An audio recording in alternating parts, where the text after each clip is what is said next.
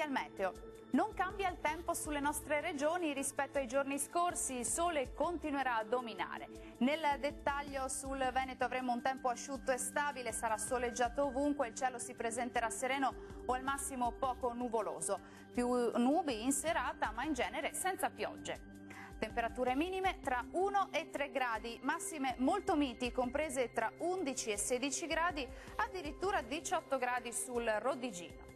Spostiamoci ora a vedere la situazione del Friuli Venezia Giulia. Anche qui sarà bel tempo, tanto sole ovunque, con il cielo che si presenterà parzialmente nuvoloso, salvo per qualche innocuo addensamento sui settori montuosi.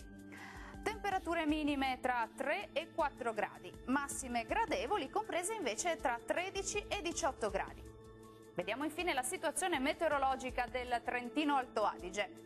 Poche novità, sarà soleggiato anche sulla nostra regione, dove il cielo si presenterà al massimo con presenza di poche nubi a carattere sparso. Non sono attese precipitazioni. Temperature minime tra 2 e 3 gradi, massime piacevoli intorno ai 14 gradi circa.